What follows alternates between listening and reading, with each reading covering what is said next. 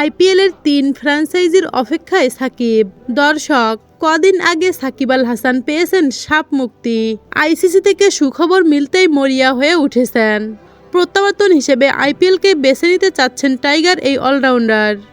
ভারতের গণমাধ্যম সংবাদ প্রতিদিন জানিয়েছে, ইতিমধ্যে ৩টি ফ্র্যাঞ্চাইজির সঙ্গে যোগাযোগও করেছেন সাকিব। সূত্রের বরাতে পত্রিকাটি জানায়, স্পিন বিভাগে দুর্বল ৩টি দলের হয়ে খেলতে চেয়েও যোগাযোগ করেছেন সাকিব। তারা সাবেক বিশ্বসেরা অলরাউন্ডারকে আশ্বাস দিয়েছেন, যেহেতু নিলামে দল পাননি সাকিব, তাই তাকে অপেক্ষায় থাকতে হবে।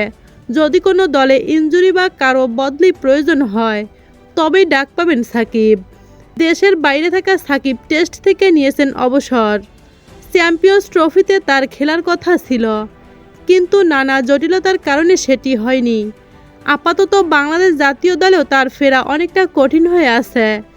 এর মাঝে আইসিসি নিষিদ্ধ করেছিল সাকিবের বোলিং অ্যাকশনের ত্রুটি সরাতে দুবার পরীক্ষা দিয়ে ব্যর্থ হয়েছিলেন সাকিব। পরে অবশ্য পাশ করেন। এরপরই সিদ্ধান্ত নিয়েছেন আইপিএল দিয়ে ফিরবেন।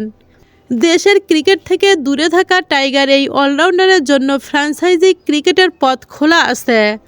বোলিং অ্যাকশনের নিষেধাজ্ঞা কেটে যাওয়ায় এখন আবারও অলরাউন্ডার হিসেবে সাকিব খেলতে পারবেন।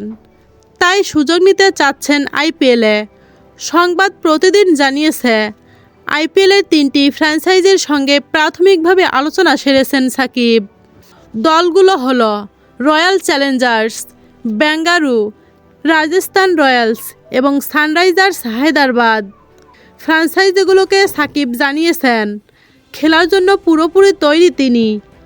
তবে এই ৩ ফ্র্যাঞ্চাইজিতে সাকিবের ঢোকা আপাতত কঠিন।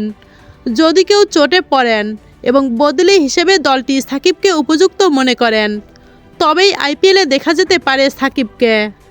তো দর্শক, আইপিএলের ৩ ফ্র্যাঞ্চাইজির অপেক্ষায় সাকিব। এতে আপনাদের গুরুত্বপূর্ণ মতামতকে জানিয়ে দিন আমাদের ভিডিওর কমেন্ট বক্সে। ধন্যবাদ।